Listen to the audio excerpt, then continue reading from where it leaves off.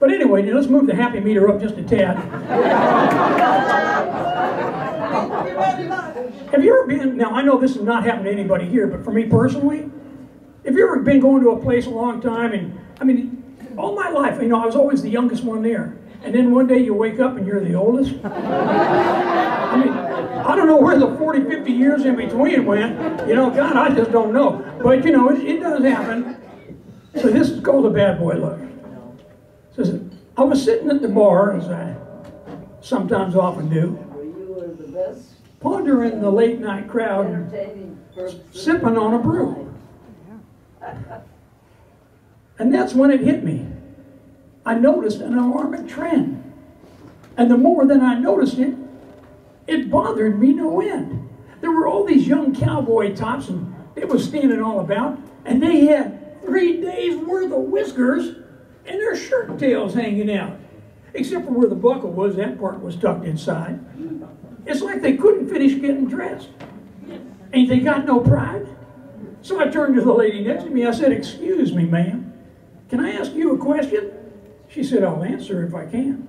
I said, what's these with all these fellas? They seem to be in disarray.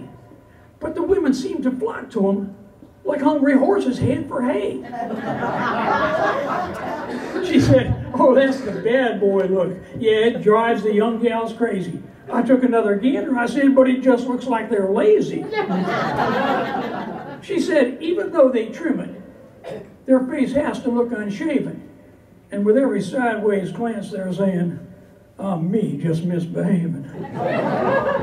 She said, it takes a lot of work to get that unkempt look just right. I said, that just got out of bed look with them jeans that fit too tight. She said, it's really in the attitude that gets the women going. It's got to say, I just don't care. The ladies love not knowing. But then I noticed something else. They don't even comb their hair. I said, good Lord Almighty, don't these fellas even care? She said, of course they do. It's supposed to look that way. They even put in gel just to make it stay. Well, I figured, I should give this bad boy look a try. It couldn't hurt, and you never know, the wife might like it by and by. But I noticed there's a keg where my six-pack once had been. And when I moosed my hair, oh Lord, how it had thinned. But then I figured, what the heck, let's give this thing a try. It might kickstart some romance, get some sparks to fly. So I got myself all slickered up, and I snuck up behind the missus, and I snuggled up real close to her while she was doing dishes. And I said in my most manly voice, hello, darling, what you doing?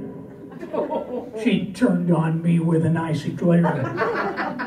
I could feel the temperature cooling. She said, don't be coming up behind me with that nasty little stubble. You look like you've been in the barn or rolling in the rubble. And tuck that shirt back in your pants and go and comb your hair.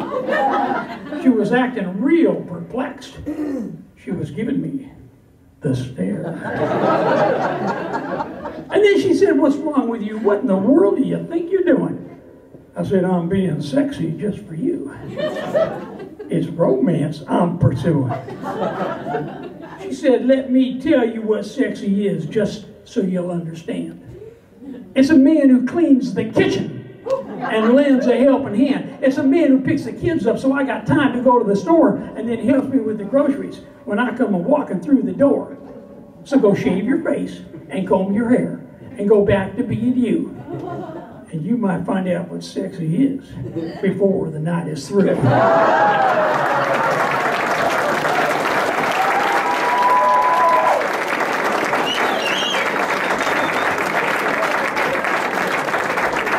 Thank you very much. That's a good one. I wrote that one for my wife. Another poem written from a true story. I'm just kidding, honey. I'm just kidding. You know, I just kind of want to change it up.